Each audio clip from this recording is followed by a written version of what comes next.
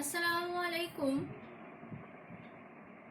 আজ class 9-এর life সায়েন্সের আজ আমরা বাস্তুতন্ত্রের শক্তি প্রবাহ সম্পর্কে আলোচনা করব। যে বাস্তুতন্ত্রের শক্তি প্রবাহ কীভাবে শক্তি প্রবাহিত হয়, কি কি পদ্ধতিতে হয়, কি কি পর্যায়ে হয়, সে সম্পর্কে আমরা আলোচনা করব। তো বাস্তুতন্ত্রের শক্তি প্রবাহ প্রধানত 3টে পর্যায়ে সম্পন্ন হয়। শক্তি প্রবাহটা প্রধানত 3টি পর্যায়ে সম্পন্ন হয়।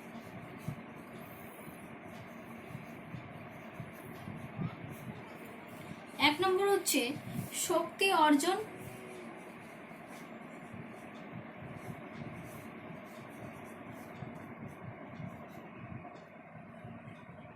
দুই নম্বর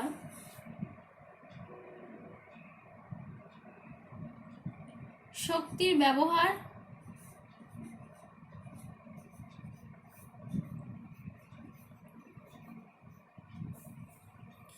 তিন নম্বর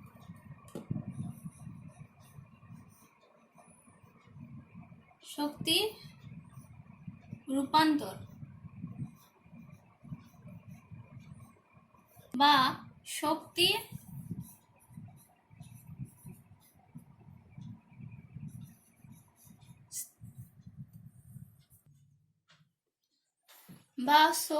স্থানান্তর।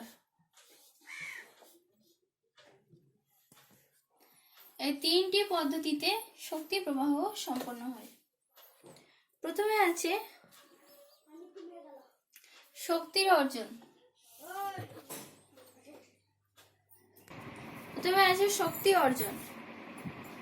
শক্তি অর্জন কি? যে বাস্তুতন্ত্রে প্রধান শক্তি ও প্রাথমিক শক্তির উৎস হলো সূর্য। পৃথিবীতে যে পরিমাণ সূর্যালোকে যে পরিমাণ শক্তি পৃথিবীতে আসে, যে পরিমাণ বিকিরিত হয়, অর্থাৎ সূর্যালোক পৃথিবীতে বিকিরিতর পরিমাণ কত? 30% বিকিরিত হয়।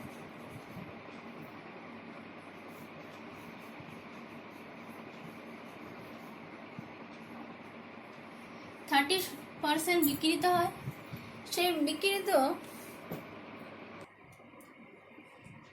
সেই 30% বিকিরিত হয়, অর্থাৎ 30%। পৃথিবীতে 30% সূর্যালোকের শক্তি বিকিরিত হয়। পৃথিবীতে যে পরিমাণ সূর্যালোক বিকিরিত হয় তার শতাংশ হচ্ছে 30%। সেই 30%-এর মধ্যে 0.02% এটা কি হয় না উদ্ভিদ দ্বারা শোষিত হয়।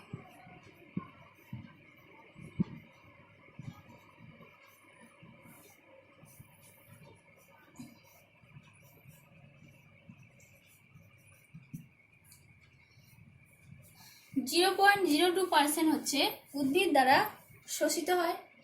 তো উদ্ভিদ কর্তৃক শোষিত হয়, তারপরে কি হয় না উদ্ভিদ কর্তৃক শোষিত হয়ে তারা কি করে সালোক সংশ্লেষের মাধ্যমে খাদ্য তৈরি করে। এই শক্তিটা নিয়ে সে কি করে সালোক সংশ্লেষের মাধ্যমে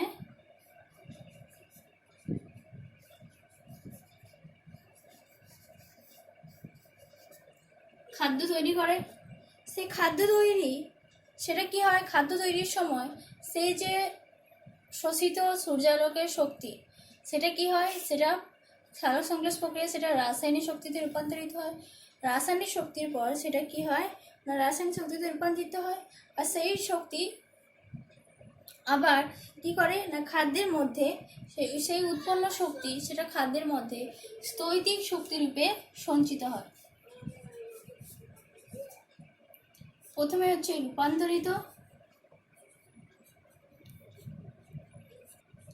রূপান্তরিত, তারপরে হচ্ছে স্থৈতিক শক্তিরূপে সঞ্চিত হয়। খাদ্যের মধ্যে স্থৈতিক শক্তিরূপে সঞ্চিত হয়। তো স্থৈতিক শক্তিরূপে যে আবদ্ধ থাকে তা সালোক সংশ্লেষ প্রক্রিয়ায় যে স্থৈতিক শক্তিরূপে উদ্ভিদের মধ্যে আবদ্ধ থাকে সেটা হচ্ছে 0.1%। এই 0.02%-এর 0.1% হচ্ছে স্থৈতিক শক্তিরূপে সঞ্চিত হয়।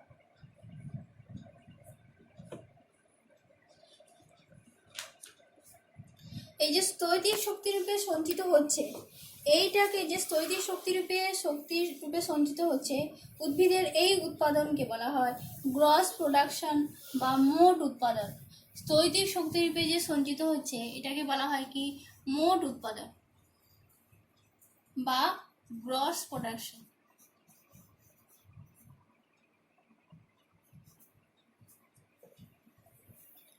তারপরে কি হয় না, এই প্রত্যেকটা জীব দেহে তার নিজস্ব জৈবনিক ক্রিয়াকলাপগুলো চলে, রেচন, শোষণ, এগুলো চলে। তো এইগুলো যে জৈবনিক ক্রিয়াকলাপগুলো চলার জন্য, তার জন্যও কিন্তু শক্তির প্রয়োজন। এই যে স্থৈতিক শক্তি 0.1% স্থৈতিক শক্তি সঞ্চিত হচ্ছে, সে জীব অর্থাৎ উদ্ভিদ তার নিজের কার্যকলাপের জন্য, জৈবনিক প্রক্রিয়া কার্যকলাপের জন্য তারা কি করে, কিছু শক্তি খরচা করে। এবং কিছু শক্তি খরচা করার পর বাকি যে শক্তিটা তাদের বেঁচে থাকে সেটা হচ্ছে প্রকৃত উৎপাদন বা নেট প্রোডাকশন বা আসল উৎপাদন। অর্থাৎ হচ্ছে স্থৈতিক শক্তির পরে উদ্ভিদ তার নিজস্ব জৈবনিক ক্রিয়াকলাপের জন্য অর্থাৎ শ্বসনের ফলে কি হয়, তাপ শক্তির রূপে সেটা মুক্ত হয়ে যায়। কিছু শক্তি শ্বসন প্রক্রিয়ার ফলে তাপ শক্তির রূপে মুক্ত হয়ে যায়। মুক্ত হওয়ার পর যে শক্তিটা বেঁচে থাকে তাকে বলা হয় নেট প্রোডাকশন বা আসল উৎপাদন।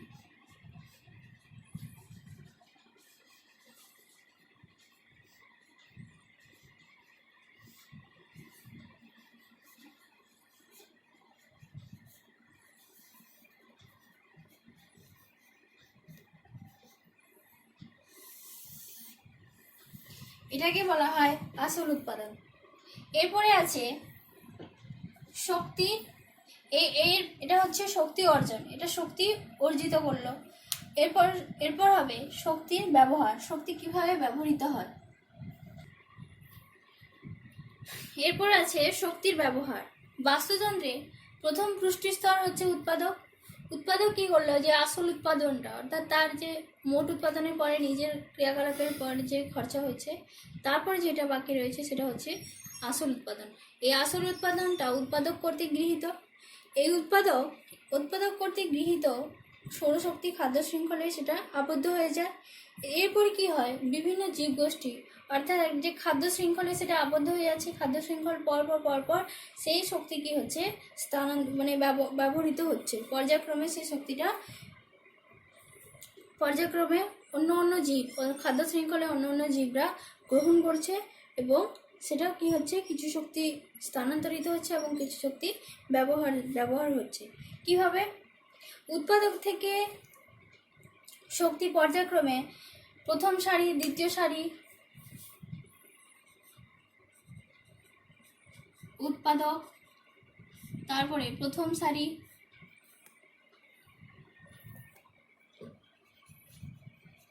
প্রথম সারির খাদক,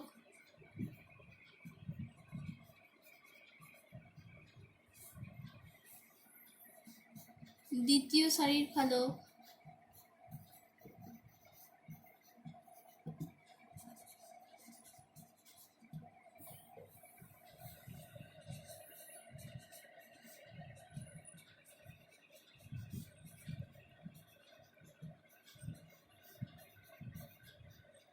তৃতীয় সারির খাদক, তারপরে হচ্ছে সর্বোচ্চ খাদক।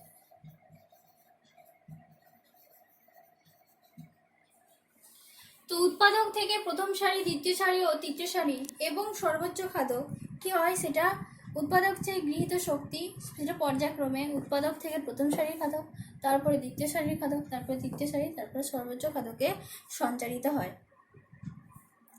তো খাদকের মাধ্যমে যে প্রাণী যে শক্তি অর্জন করে, খাদকের মাধ্যমে প্রথম সারির খাদককে উৎপাদক, যে এই খাদকের মাধ্যমে এর খাদক হচ্ছে এ,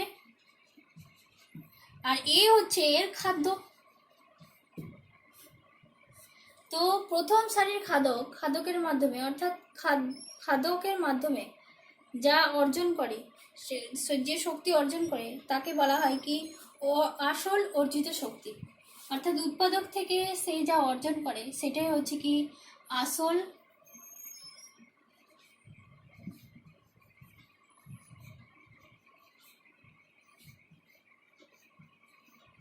অর্জিত শক্তি।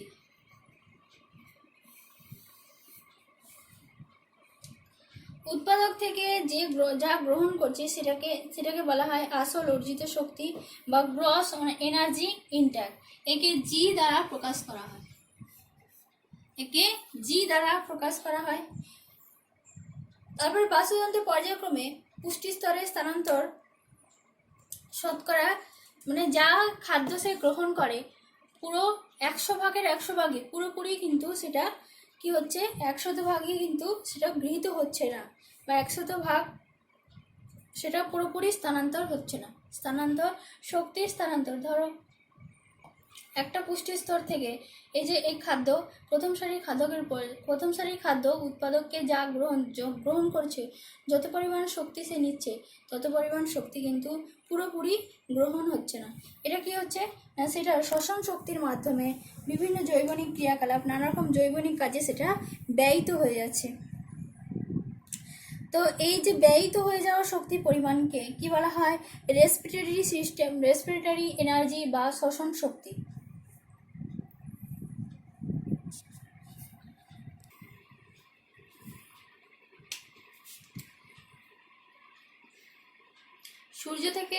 সূর্য থেকে গৃহীত শক্তি অর্থাৎ সঞ্চিত শক্তি উৎপাদকে পরে পুষ্টি স্তরে কিন্তু সম্পূর্ণভাবে গৃহীত হচ্ছে না। কিছু জৈবনিক ক্রিয়াকলাপ ও শোষণের জন্য কি হচ্ছে ব্যয়িত হয়ে যাচ্ছে।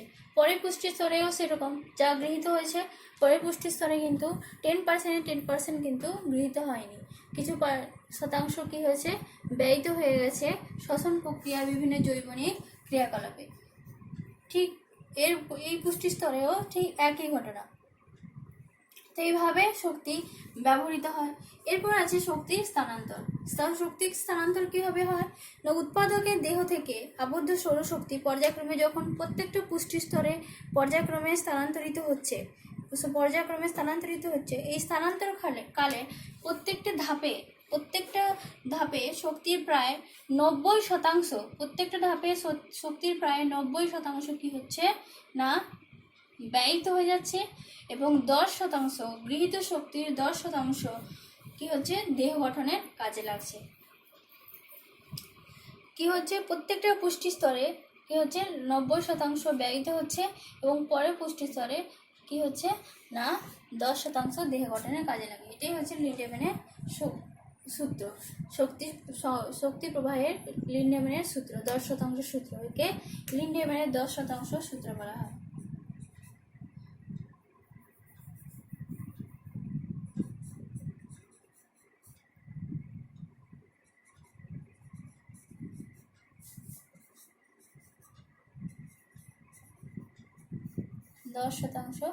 সূত্র এখানে লিন্ডেম্যান বাস্তুতন্ত্রের শক্তি প্রবাহটা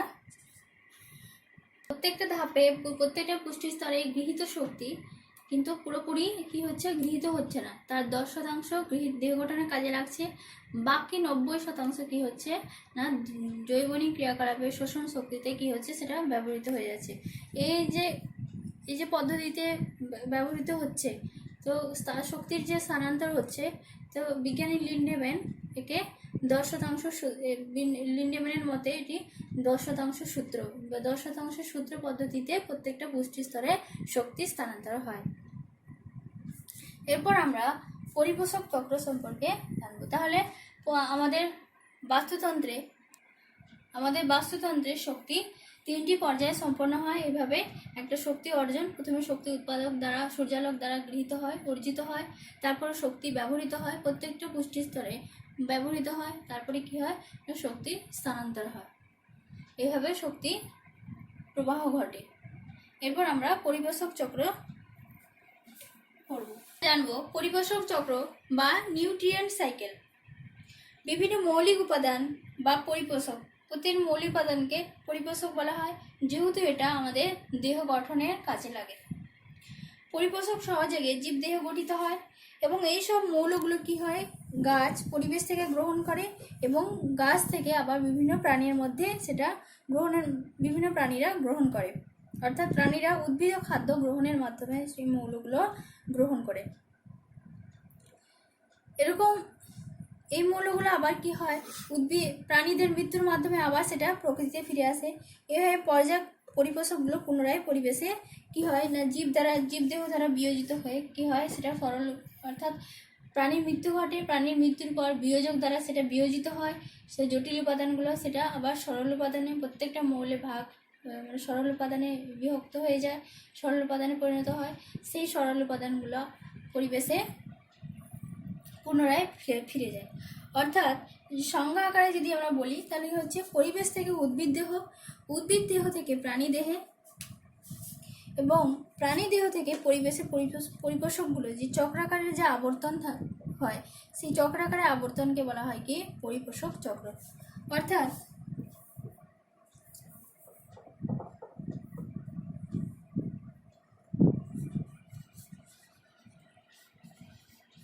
পরিবেশে মৌল, তারপরে কি হচ্ছে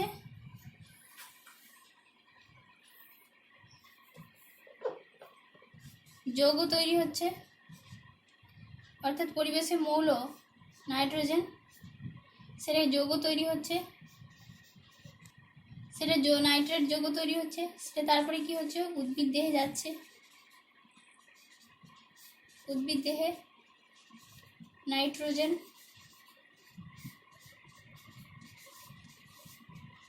সেটা উদ্ভিদ দেহ থেকে আবার কি হচ্ছে প্রাণী দেহে যাচ্ছে,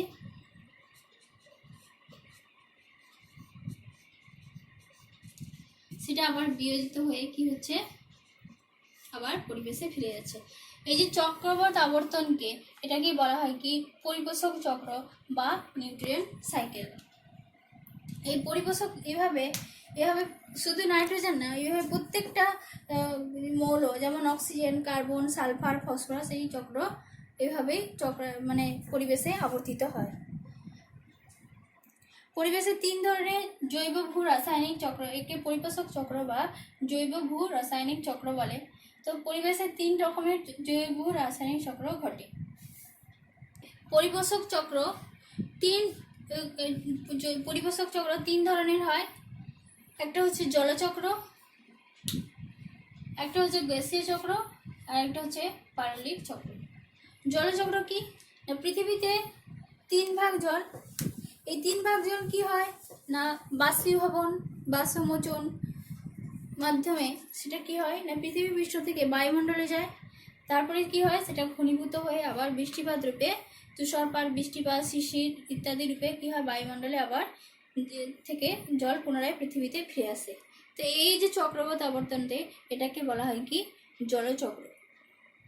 তারপরে আছে গ্যাসীয় চক্র। গ্যাসীয় চক্র কি, যেমন প্রকৃতিতে বিভিন্ন ধরনের gas, oxygen, carbon dioxide, nitrogen, এগুলো একটা নির্দিষ্ট পরিমাণে থাকে, এই নির্দিষ্ট পরিমাণে থাকে এবং জীব কি করে তার প্রয়োজনে এই গ্যাসগুলো গ্রহণ করে। যেমন অক্সিজেন, উদ্ভিদ দ্বারা বর্জিত অক্সিজেন প্রাণবায়ু, সেটা কি করে প্রাণী শ্বাসকার্যের রূপে গ্রহণ করে। তারপরে আবার কি করে এইসব গ্যাস গ্রহণ করে বিভিন্ন বিশেষ প্রক্রিয়া তার জৈবনিক শোষণের ফলে উৎপন্ন সেটা কি হয় কার্বন ডাইঅক্সাইড, অর্থাৎ অক্সিজেন গৃহীত হচ্ছে, অক্সিজেন জারিত হয়ে সেটা কি হচ্ছে না আমরা নিঃশ্বাসের মাধ্যমে যেটা ছাড়ছি সেটা হচ্ছে কার্বন ডাইঅক্সাইড, সেই কার্বন ডাইঅক্সাইড আবার প্রকৃতিতে ফিরে যাচ্ছে। এই যে এইভাবে কি হয় উক্ত প্রক্রিয়া কি হচ্ছে প্রাণীরা সেটা ওই গ্যাসগুলো আবার প্রকৃতিতে ফিরিয়ে দিচ্ছে। এই যে আবার এইভাবে উদ্ভিদ দেহ থেকে আবার গ্রহণ করছে, বায়ুমণ্ডল থেকে আবার গ্রহণ করছে। এই যে চক্রাকার আবর্তনকে বলা হয় কি গ্যাস চক্র। তারপরে আছে পারলিক চক্র। পারলিক চক্র কি, পারলিক চক্র হচ্ছে পরিবেশে বিশেষ করে মাটিতে বিভিন্ন মৌল জমা থাকে, তারপরে কি করে না গাছ সেই মৌলগুলোকে খনিজ লবণ, জলে দ্রবীভূত খনিজ লবণ দিয়ে শোষণ করে। ওই মৌলগুলো খনিজ লবণ, অর্থাৎ ওই মৌলগুলোই হচ্ছে খনিজ লবণ, জল এবং জলে দ্রবীভূত খনিজ লবণ শোষণ করে, সেটা উদ্ভিজ খাদ্য গ্রহণের মাধ্যমে সে প্রাণীরা কি করে ওই খনিজ লবণগুলো পায়। তারপরে কি হয় উদ্ভিদ আর প্রাণীর মৃত্যুর মাধ্যমে সেই খনিজ লবণগুলো, সেই মৌলগুলো আবার প্রকৃতিতে ফিরে যায়। পুনরায় মাটিতে মিশে যায়। যে এইভাবে খনিজ লবণের যে চক্রকে, এটাকে বলা হয় কি সালফার চক্র, বা সালফার চক্র না, পারলিক চক্র বা খনিজ লবণ চক্র। এই খনিজ লবণ চক্রের মধ্যে সালফার চক্রও রয়েছে, ফসফরাস চক্র, সালফার চক্র রয়েছে। তো এইভাবে প্রকৃতিতে পরিবেশকগুলো পুনরাবৃত্ত হয়। এতটা পর্যন্ত তোমাদের বাস্তুতন্ত্র, এতটা পর্যন্তই, এটা শেষ। নেক্সট দিন আমরা প্রকৃতির সম্পদ এবং তাদের স্থিতিশীল ব্যবহার সম্পর্কে জানব। এতটা পর্যন্ত পড়ালাম। তোমাদের কারো যদি অসুবিধা হয়, অর্থাৎ বাস্তুতন্ত্রের শক্তি প্রবাহ সম্পর্কে বুঝতে যদি কারো অসুবিধা হয়, অবশ্যই আমাকে জিজ্ঞাসা করবে, এবং এইগুলো সবাই তোমরা পড়বে। বোঝানো হলো, পড়লে আরও ভালো করে মনে থাকবে। ঠিক আছে।